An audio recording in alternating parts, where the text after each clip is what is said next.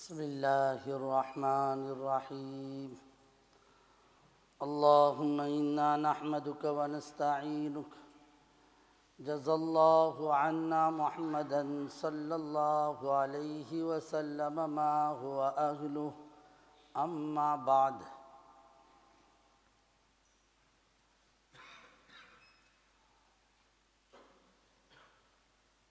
دارالعلوم دیوبند کے سب سے پہلے شیخ الحدیث حضرت مولانا محمد یعقوب نانوتوی رحمۃ اللہ علیہ تھے، سب سے پہلے شیخ الحدیث۔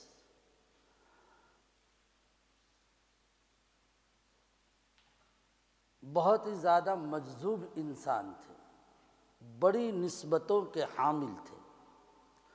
حضرت تھانوی رحمۃ اللہ علیہ ان کے علوم کے بہت قائل تھے،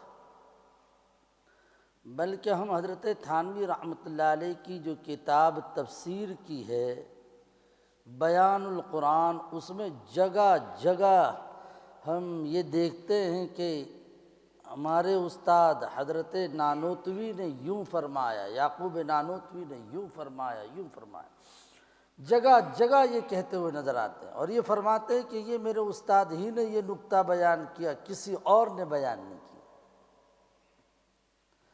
جس زمانے میں یہ حدیث یہاں پڑھاتے تھے، اس زمانے میں حضرت گنگوہی رحمۃ اللہ علیہ گنگوہ میں حدیث پڑھاتے تھے۔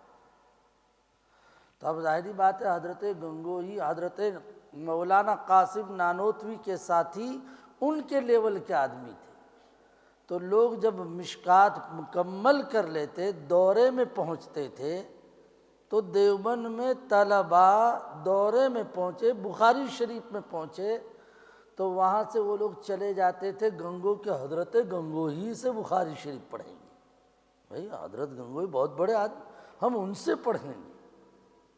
لیکن حضرت تھانوی رحمۃ اللہ علیہ فرماتے ہیں کہ جب میں پڑھتے پڑھتے بخاری شریف پہ پہنچا، میرے کچھ ساتھیوں نے ارادہ کیا میں چلا جاؤں وہاں پر گنگو، مجھ سے بھی کہا چلو گے، ہم لوگ جا رہے ہیں گنگو۔ تو کہا کہ میں نے اس وقت اپنے ساتھیوں سے یوں کہہ دیا کہ بھئی میں تو نہیں آتا، میں تو اس صورت میں آؤں کہ میرے استاد محترم ہمیں یہ کہہ دے کہ بھئی ہمارے پاس جو کچھ تھا وہ ختم ہو چکا، میں اپنے استاد کو چھوڑ کے کہیں نہیں جاتا۔ میں نے نیچے سے لے کے اب تک ان سے پڑھا، مجھے ان سے فائدہ ہوا، یا آخری لاسٹ کتاب بھی میں ان سے پڑھوں۔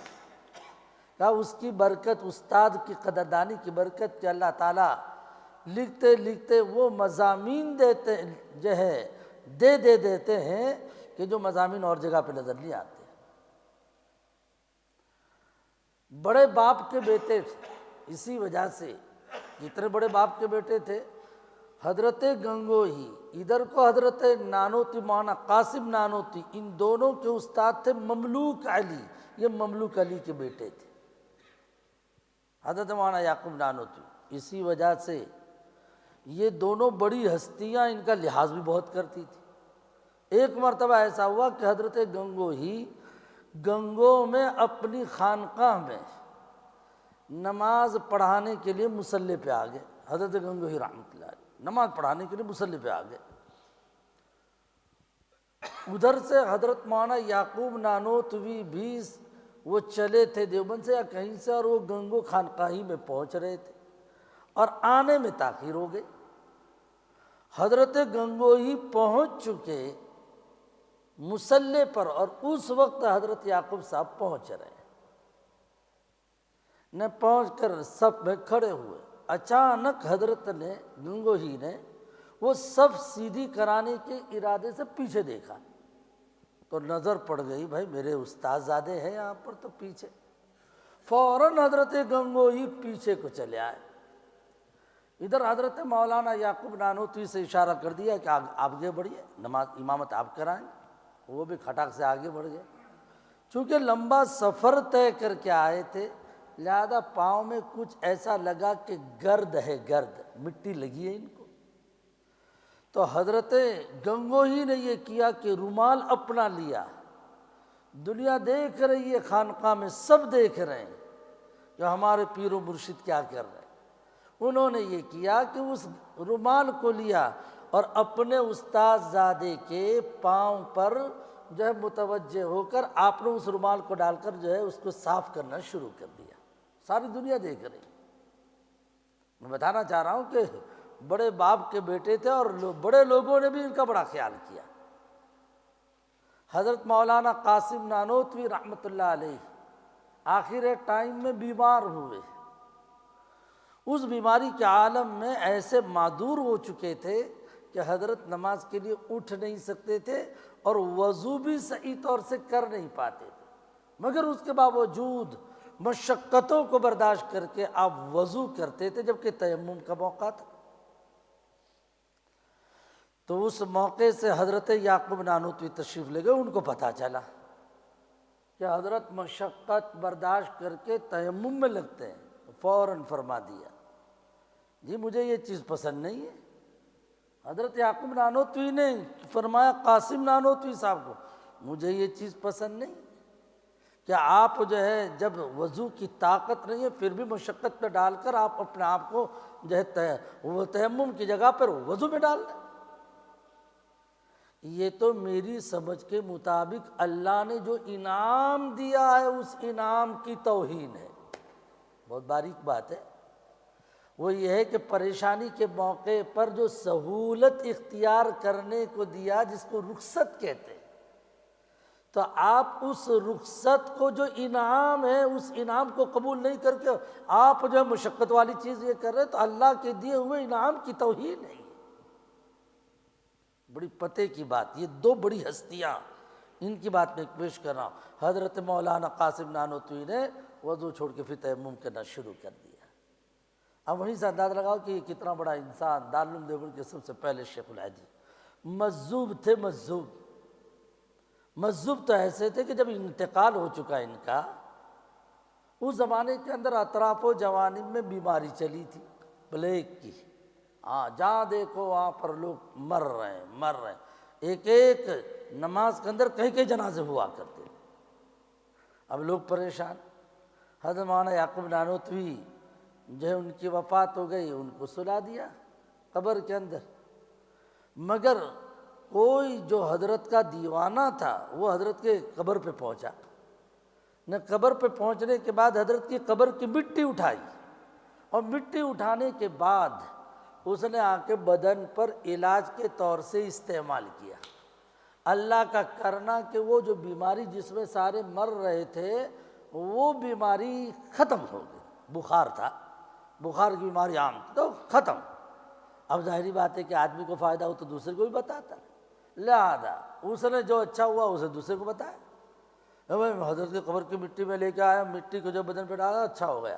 بس دوسرا گیا اس نے بھی کیا, تیسرا گیا تو اس کو بھی فائدہ ہو گیا.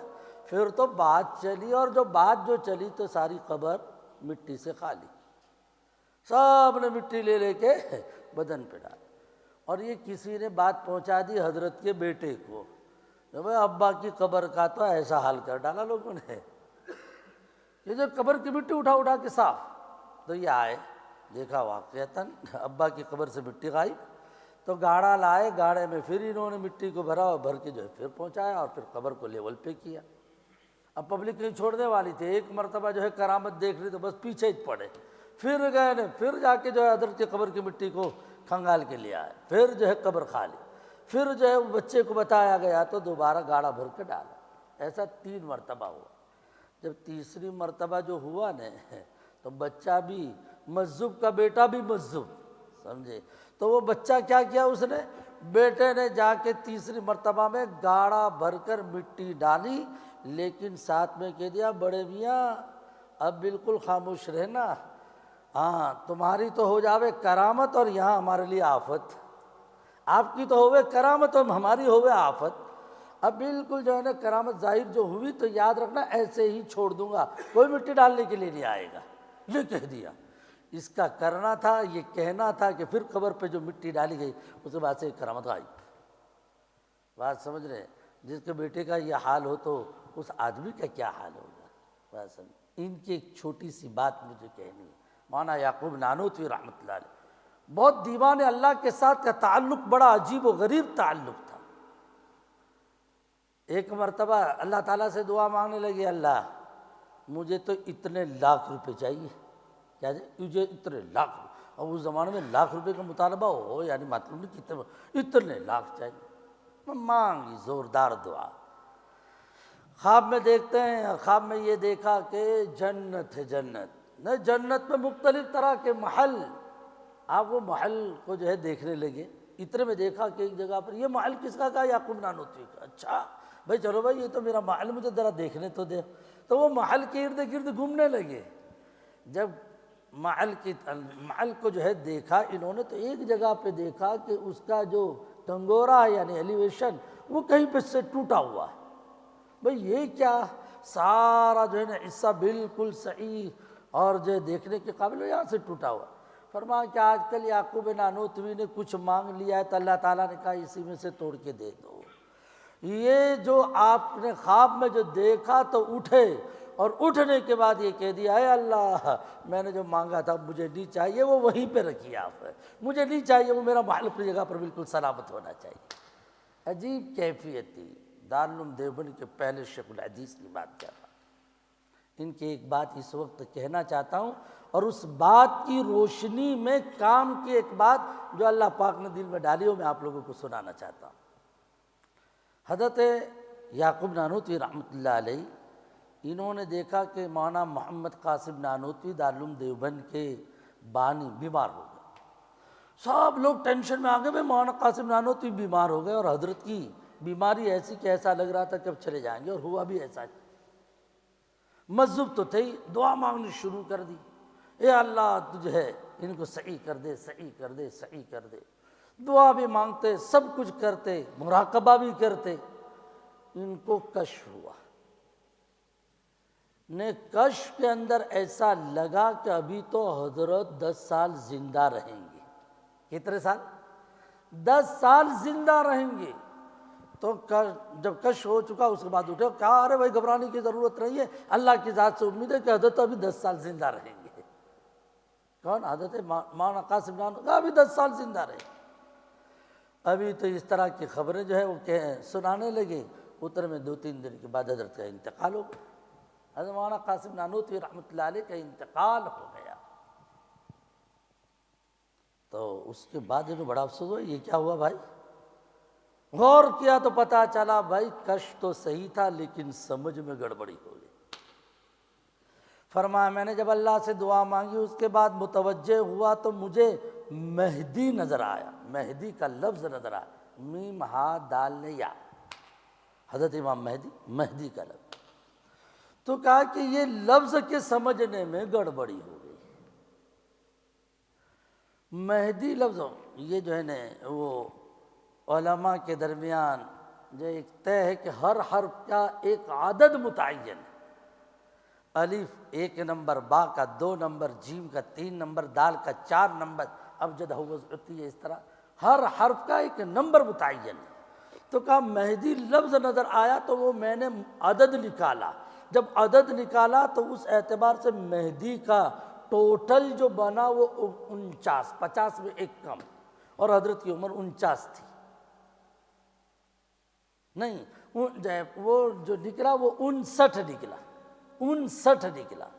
تو مجھے اس سے یہ لگا 59 یعنی 60 میں ایک کم، تو مہدی اس لفظ کا ٹوٹل جو نکلا وہ 59، تو اس سے سمجھے کہ ابھی تو 49 ہے تو ابھی 10 سال اور جئیں گے۔ لیکن بھائی وہ مہدی کا لفظ جو مجھے بتایا گیا اس میں اشارہ تھا امام مہدی کی عمر پر دھیان دو، اور حضرت امام مہدی دنیا میں آئیں گے ان کی عمر ہوگی 49 سال۔ تو کہا کہ وہ سمجھنے میں گڑبڑی، میں سمجھا مہدی کے لفظ سے اشارہ ہے کہ اس سے جو عدد بنتا اس کے مطابق ان کو عمر ملے گی 59، لیکن اشارہ یہ تھا کہ مہدی کی جو عمر ہے اس کے مطابق ان کی عمر ہوگی یہ 49واں چل رہا، لہٰذا حضرت اب دنیا سے رخصت ہونے والے، اور حضرت رخصت ہو گئے۔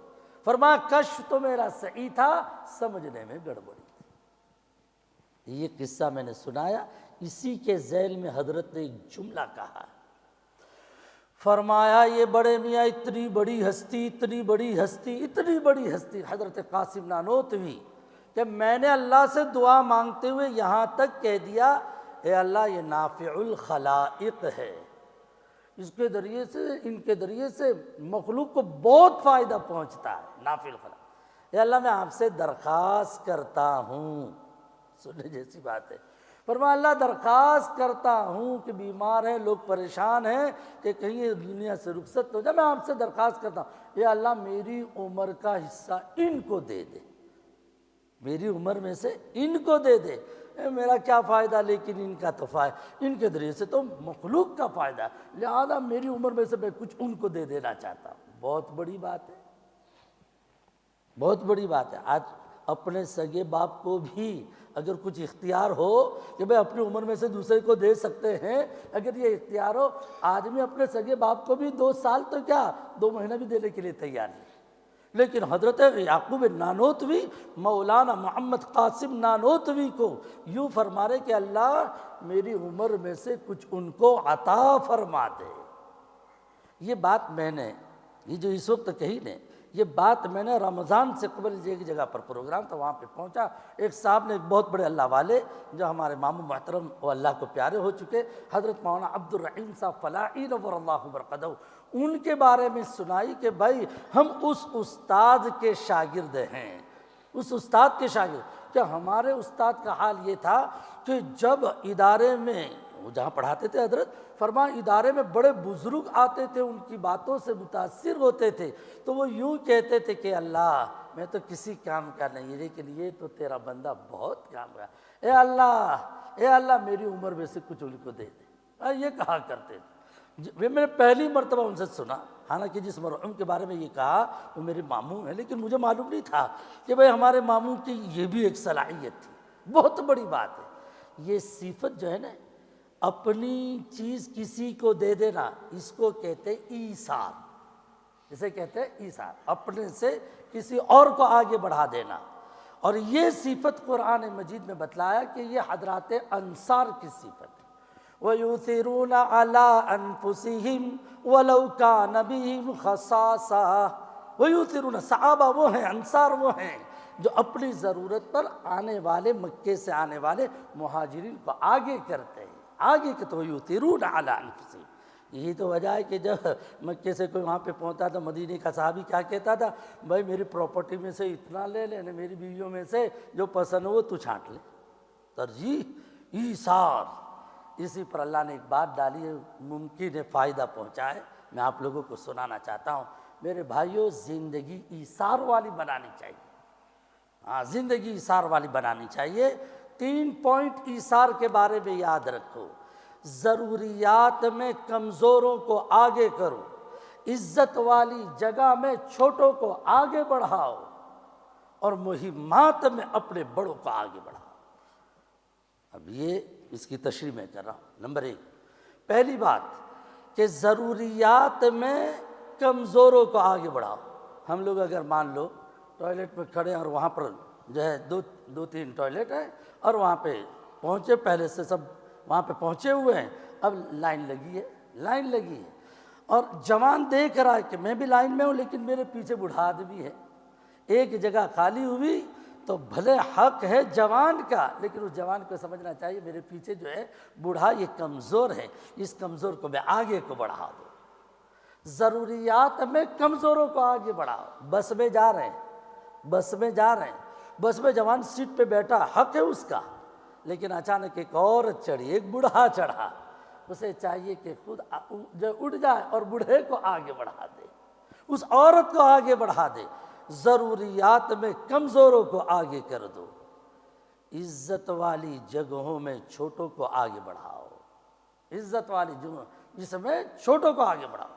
بھائی کوئی عزت والی جگہ ہے، مثلا یہ کہ کرسی پر بیٹھنا، کرسیاں لگی ہے، اور جو اس موقع پر یا بیان دینا ہے، اس بیان کے موقع پر بہت سارے ہیں بڑے عالم، اگر اس موقع پر یہ اپنا کمال دکھلا دے کہ بھائی ایک نوجوان عالم ہے، اس نوجوان عالم کو کرسی پر بٹھا، بھائی آپ بولو، ہم تو بولتے جو رہتے ہیں، آپ بولو، سمجھے، آپ کچھ بات سمجھا دو۔ عزت والی جگہوں پر چھوٹوں کو آگے بڑھاؤ۔ اس پر مجھے یاد ہے کہ یہی مولانا عبدالرحیم فلاحی نے ایک موقع سے ایک جملہ کہا تھا. فرمایا حضرت قاری طیب صاحب رحمۃ اللہ علیہ یوں فرماتے ہیں بھائی کرسی سے اتارنا تو سب کو آتا ہے، کمال تو یہ ہے کہ چھوٹے کو کرسی پر بٹھانے والا آدمی بن جاوے. کرسی سے ٹانگ پکڑ کے کرسی سے نیچے اتارنا تو سب کو آتا ہے، اصل کمال تو یہ ہے کہ آدمی اپنے چھوٹے کو کرسی پر بٹھانے کے قابل بنے کہ میں اپنے چھوٹے کو کرسی پر بٹھاؤں. اور مہمات میں بڑی چیزوں میں اپنے بڑے کو آگے رکھنا چاہیے. بڑی چیزوں میں بھئی بہت بڑا مسئلہ ہے تو اس موقع کے اوپر گفتگو ہو رہی، جوان بھی بیٹھے ہیں، بچے بھی بیٹھے ہیں اور بڑی عمر والے بھی بیٹھے ہیں. اس موقع پر چاہیے کہ چھوٹے والے جلدی سے ٹیٹے نہ کریں بلکہ بڑے کو بولنے دیں کہ بھئی اس مسئلے کو کس طرح سے حل کرنا چاہیے. اس لیے اللہ کے نبی علیہ الصلوۃ والتسلیم کی عادت شریفہ تھی، کوئی بڑا مسئلہ لے کے آتا نے کیس بڑا آتا تھا، مرڈر کا کیس آتا تھا، جیسے خیبر کا ایک قصہ بنا، مرڈر کا کیس پہنچا، چھوٹے بھی تھے بڑے بھی تھے. اللہ کے نبی علیہ الصلوۃ والتسلیم وہ چھوٹے نے کیس پیش کرنا شروع کیا. میرے آقا نے فرمایا کبر الکبر، بڑے کو آگے رکھ. یہ ایثار کے سلسلے میں یہ بات میں پیش کر رہا ہوں، یاد رکھنا اس جملے کو. وہ یہ ہے کہ اپنی ضروریات کے موقع پر کمزوروں کو آگے کریں اور عزت کے موقع پر چھوٹوں کو آگے کریں. مہمات یعنی جو بڑے بڑے مسائل پریشانی اس موقع کے اوپر بڑے کو آگے رکھنا چاہیے. یہ وہی کرتا ہے یہ کام کہ بھئی اپنی ضرورت ہے لیکن پھر بھی دوسرے کو آگے بڑھا، یہ وہی کرتا ہے جو اپنے آپ کو کچھ نہیں سمجھتا. اس کے لیے ایک دعا پڑھتے رہو. اللہم اجعل فی عینی صغیرا وفی اعین الناس کبیرا. اللہم اجعل فی عینی صغیرا، اے اللہ مجھے میری نگاہ میں چھوٹا بنا دے اور اے اللہ دوسروں کی نگاہ میں بڑا بنا دے، لیکن میں تو یہ سمجھوں کہ میں کچھ بھی نہیں ہوں. سمجھے؟ یہ دعا پڑھنا بہت زوردار دعا ہے. اللہم اجعل فی عینی صغیرا وفی اعین الناس کبیرا. اللہ تعالیٰ مجھے اور آپ کو ان باتوں پر عمل کرنے کی توفیق عطا فرمائے.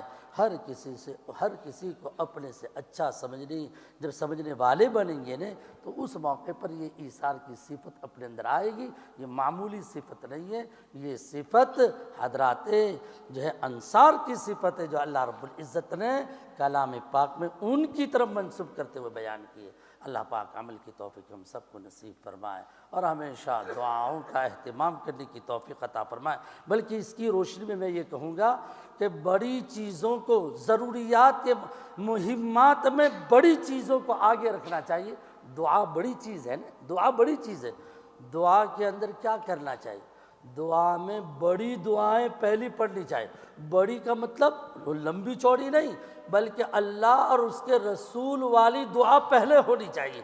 جیسے ہی نماز ختم ہو گئے اللہم انت السلام ومنک السلام، یہ نبی جی کی دعا ہے، اس کو پہلے پڑھو. پھر اپنے بنائے ہوئے وظائف جو ہیں وہ بعد میں پڑھنے چاہیے. سمجھے؟ اپنے بنائے ہوئے فلاں بزرگ نے یہ وظیفہ بتلا، فلاں بزرگ نے، سب سے پہلے کون سا وظیفہ ہونا چاہیے؟ اللہ والا، رسول اللہ والا وہ وظیفہ آدمی کو پہلے رکھنا چاہیے. اللہ عمل کی توفیق ہم سب کو نصیب. بسم اللہ الرحمن الرحیم. سبحانک اللہم وبحمدک وتبارک اسمک وتعالی جدک ولا الہ غیرک. جزا اللہ عنا محمدا صلی اللہ علیہ وسلم ما هو اہلہ. ربنا آتنا فی الدنیا حسنہ وفی الآخرۃ حسنہ وقنا عذاب النار. اللہم اعنا علی تلاوت القرآن وذکرک وشکرک وحسن عبادتک. مالک ہم سب کو تو معاف فرما دے، ہمارے حالات تو درست فرما دے. اے کریم آقا، اے اللہ تیری معرفت، تیری محبت عطا فرما دے. ہمیشہ تیری طرف متوجہ ہونے کی توفیق عطا فرما. اے اللہ قابل ستائش آپ ہے، اے اللہ قابل ستائش آپ ہے. اے اللہ آپ حمید مجید مولا، ہمیشہ تیری تعریف کرنے والا بنا دے. اے اللہ آپ بڑے ہیں، بڑوں ہی کی تعریف ہوتی ہے. اے کریم آقا، کائنات کے پیدا کرنے والے آپ، سب کے اوپر قبضہ آپ کا، سب کی حفاظت کرنے والے آپ ہیں، روزی دینے والے آپ ہیں، سب کو بیماری سے شفا دینے والے آپ ہیں. گرتے کو تھامنے والے آپ ہیں، مظلومین کو اللہ ظلم و ستم کے پہاڑوں میں سے نکالنے والے آپ ہیں مولا۔ اے کریم آقا، ہم آپ ہی سے مانگتے ہیں، ایاک نعبد و ایاک نستعین۔ اس وقت بھیک مانگ رہے ہیں مولا، اے اللہ اس وقت بھیک مانگ رہے ہیں، پریشان حال لوگوں کی پریشانیاں تو دور کر دے مولا۔ کیسی کیسی باتیں اے اللہ دیکھنے کو سننے کو اے کریم آقا سامنے آ رہی ہے۔ اے کریم آقا، اے اللہ تو رحمان و رحیم ہے، آپ ہم سے زیادہ دیالو ہے مولا۔ اے کریم آقا، تیری حکمت تو ہی جانتا ہے، لیکن ازرائے بشریت ان چیزوں کو دیکھ کر اے اللہ طبیعت متاثر ہوتی، ہم اس کے مکلف ہے کہ آپ کو منائیں اور آپ سے درخواست کریں، پریشان حالوں کی پریشانیاں تو دور فرما دے، مدد فرما دے، عافیت دے دے، سلامتی دے دے۔ اے کریم آقا، ان کے کھانے دانے کا نظام کر دیجئے، رہنے کا نظام کر دیجئے، حفاظت کا نظام کر دیجئے، چین سکون عطا فرما دے، عزت کی گھڑیاں عطا فرما دے، ذلتوں سے حفاظت فرما دے۔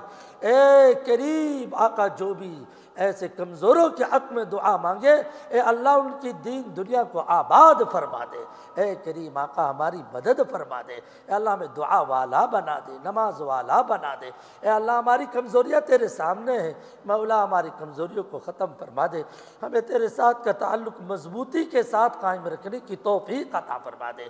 اے اللہ، اے کریم آقا، یہ تیرے تمام بندے قرآن و حدیث کی روشنی میں عمل کرنے والے تیرے نیک بندوں کے حالات سن رہے تھے اور اس کے ذریعے سے عبرت حاصل کر رہے تھے۔ اے اللہ، بولنے والے کو بھی اس سبق پر عمل کی توفیق دے دے، سننے والوں کو بھی عمل کی توفیق عطا فرما۔ اے اللہ، ہم کچھ نہیں ہے، اس کا استحضار عطا فرما، ہمیشہ دوسرے کو اپنے سے اچھا سمجھنے کی توفیق عطا فرما، پردہ پوشی عطا فرما، کسی کے یا اللہ عیب کو دیکھ کر ہم پردہ ڈالنے والے ڈھانپنے والے بنے، ایسی طبیعت عطا فرما دے۔ اے کریم آقا، سب تیرے ہاتھ کے بنے ہوئے کسی گنہگار کو بھی اے اللہ بدنام کرنے سے ہماری حفاظت فرما، گنہگار کی اصلاح کی تو توفیق عطا فرما، لیکن بلا وجہ بدنام کرنے سے اللہ تو ہمیں پیچھے رہنے کی سعادت عطا فرما دے۔ گناہ سے نفرت دے، گنہگار سے نفرت کرنے کی کوئی اجازت آپ کی طرف سے نہیں ہے، اس بات کو سمجھنے کی توفیق عطا فرما دے۔ اے اللہ، تمام کی حاجات پوری فرما، روزوں میں برکت دے، گھروں میں وسعت دے، چین دے، دلوں کو یا اللہ تیری یادوں سے آباد فرما۔ ہمیشہ تو کریم ہے، محبوب کریم ہے، اے اللہ یہ سمجھ کر ہمیشہ تیرے ساتھ جڑنے کی، بولنے والے کو بھی سننے والے کو یا اللہ توفیق عطا فرما، ہمارے تمام مرحومین کی مغفرت فرما، اس ملک کو خوب ترقی عطا فرما دے، اس کے ہر شعبے کو یا اللہ جس سے مخلوق کو فائدہ پہنچ رہا ہے یا اللہ خوب ترقی تو عطا فرما دے۔ یا اللہ پورے عالم کے لیے بھیک مانگتے کہ امن امان عطا فرما دے۔ اے مالک، ہمیشہ تو راضی ہو، ایسے ہی کام کرنے کی سعادت عطا فرما، اس مسجد کو بھی آباد فرما، مسجد کے سجدوں کو قبول فرما، ایک ایک یا اللہ تسبیح کو تجھے یاد یا اللہ تیری یاد دلانے والی ایک ایک چیز، چاہے وہ قول ہو عمل ہو یا اللہ سب قبول فرما دے، منتظمین کو، اساتذہ کو، علماء کو، مصلیان کو یا اللہ اپنے اپنے حاجتوں میں بامراد فرما دے۔ نیک بندے جو رہتے ہیں اے کریم آقا، ان کی قدردانی کرنے کی توفیق عطا فرما، گستاخیوں سے حفاظت فرما، ہمیشہ ایسوں کی دعاؤں میں رہنے کی توفیق عطا فرما۔ پورے عالم میں جتنے بھی تیرے نیک بندے ان کی دعاؤں میں ہمارا حصہ، ہماری دعا میں سب کا حصہ تو شامل فرما۔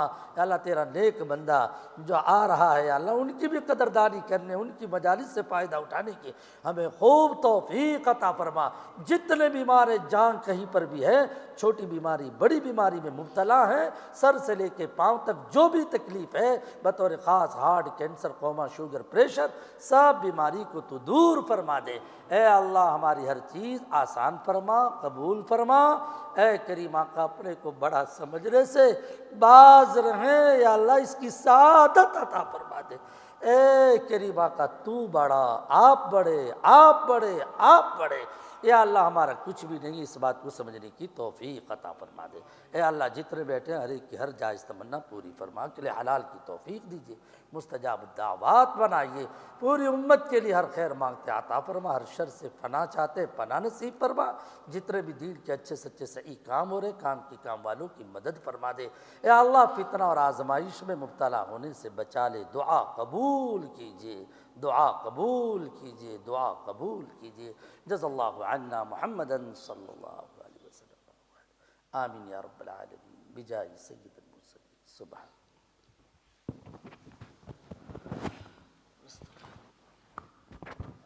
بسم اللہ الرحمن الرحیم، جزاکم اللہ تعالیٰ فی الدارین خیرا۔